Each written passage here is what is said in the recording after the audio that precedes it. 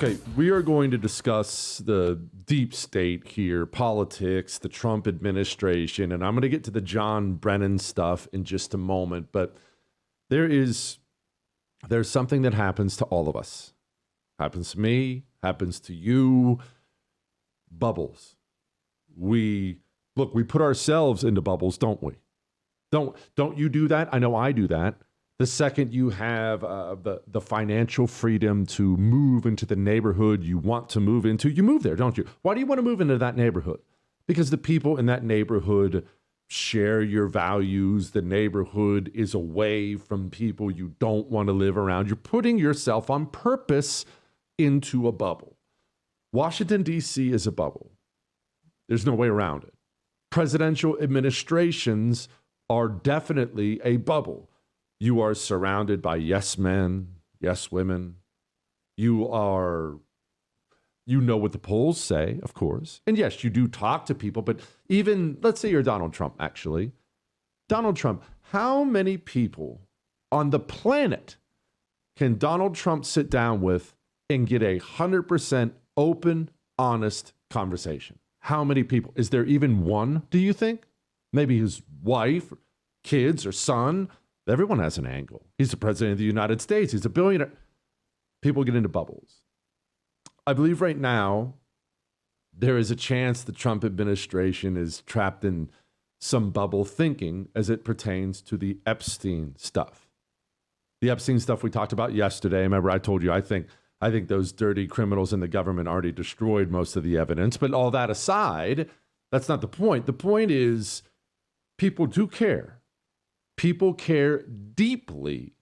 And the people of this country, and we'll get to the CIA in a few, the people of this country, they believe, not wrongly, that the government agencies, FBI, CIA, they believe the government agencies have turned against them and now work against them. They believe, as I believe, government agencies cover up for powerful people like Jeffrey Epstein, and the people of this country are sick of it.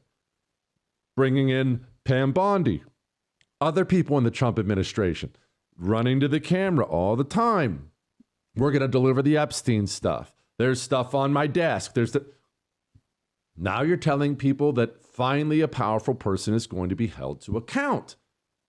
And now it seems as if the Trump administration just kind of wants to get rid of it. Here is Caroline Levitt. Caroline, the DOJ and FBI have now concluded there was no Jeffrey Epstein client list. What do you tell MAGA supporters who say they want anyone involved in Jeffrey Epstein's alleged crimes to be held accountable? This administration wants anyone who has ever committed a crime to be held accountable, and I would argue this administration has done more to lock up bad guys than certainly the previous administration. They committed to an exhaustive investigation. That's what they did, and they provided the results of that. That's transparency. John Roberts said, DOJ may be releasing the list of Jeffrey Epstein's clients. Will that really happen? And she said, it's sitting on my desk right now to review. Yes, she was saying the entirety of all of the paperwork, all of the paper in relation to Jeffrey Epstein's crimes. That's what the Attorney General was referring to, and I'll let her speak for that. But again, when it comes to the FBI and the Department of Justice, they are more than committed to ensuring that bad people are put behind bars. They have an operation going on right now called Summer Heat, which has our murder rate trending in the lowest direction in United States history. Their emphasis on violent crime and locking up violent criminals has led to the arrest of 14,000 violent criminals. Okay, let's be honest. That's evasive. That's changing the subject. It is. You know it is. I know it is. Hey, what's up with this Epstein stuff? Well, we got Operation Summer Heat. It's evasive.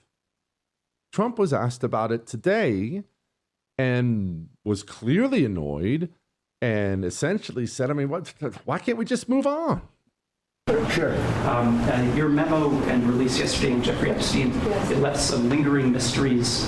One of the biggest ones is whether he ever worked for a American or foreign intelligence agency. The former labor secretary, who was Miami U.S. attorney, Alex Acosta, he allegedly said that he did work for an intelligence agency.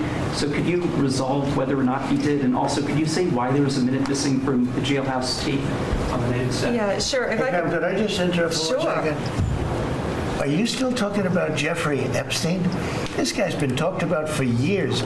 You're asking, we have Texas, we have this, we have all of the things. And are people still talking about this guy, this creep? That is unbelievable. Do you want to waste the time, and do you feel like answering? I don't mind answering. I mean, I can't believe you're asking a question on Epstein at a time like that.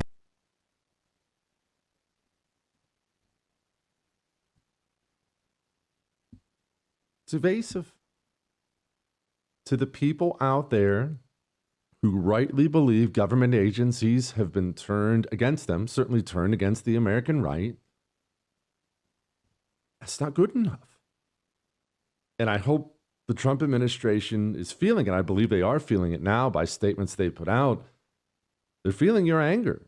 They're feeling your frustration. That's not good enough. Did Jeffrey Epstein work for the Central Intelligence Agency? Did the Central Intelligence Agency destroy evidence of his wrongdoing? Here was Mike Benz a little bit from last night's show.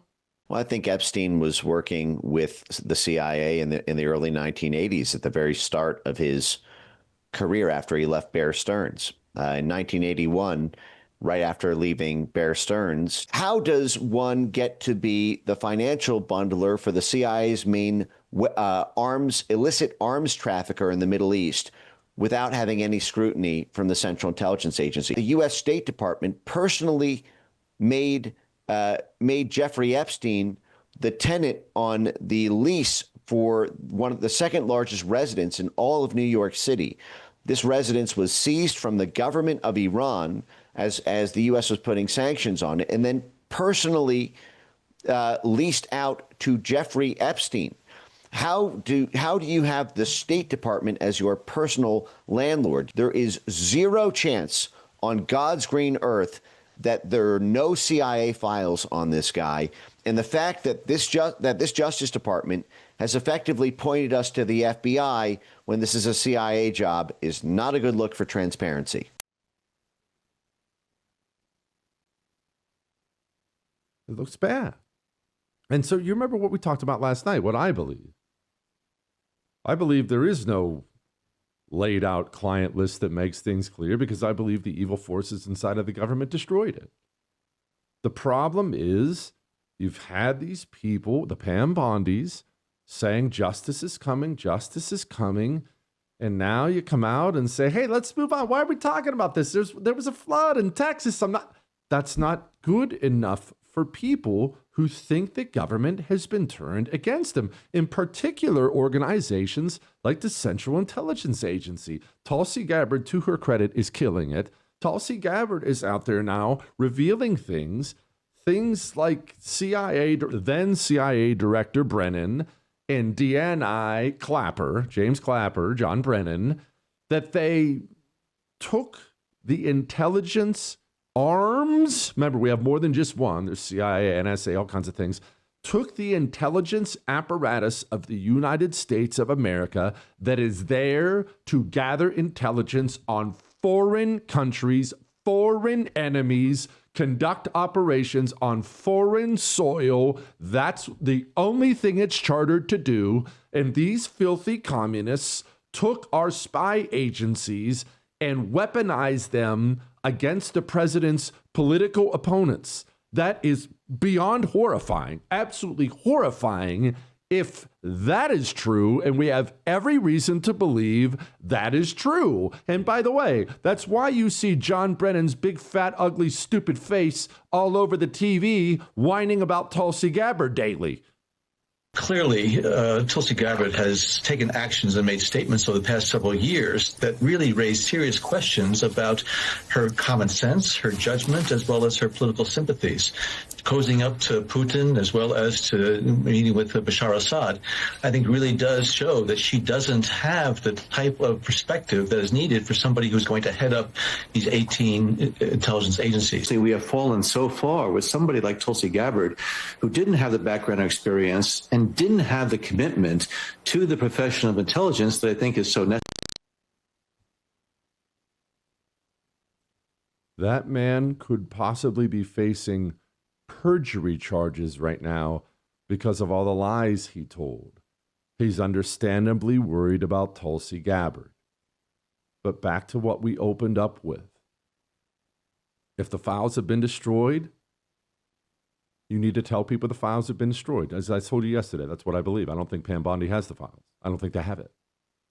I don't think Kash Patel ever laid his eyes on those files, because I think they were put through the proverbial paper shredder long before they got there. If that's the case, you have to tell the American people that.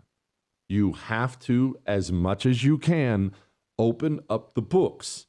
Don't be so trapped in the bubble that you think you can be asked about these things and change the subject or tell the American people to move on.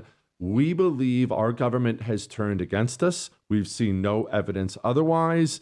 And when we find out yet another powerful person is going to get, well, powerful people are going to get off scot-free with crimes they may or may not have committed, we don't know, it rubs us all the wrong way. Open the books, be honest, or you're going to suffer from the same lack of trust the others did. All that may have made you uncomfortable, but I am right.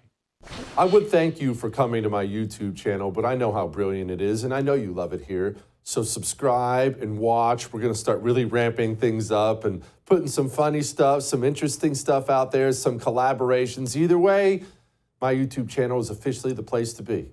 So stick around.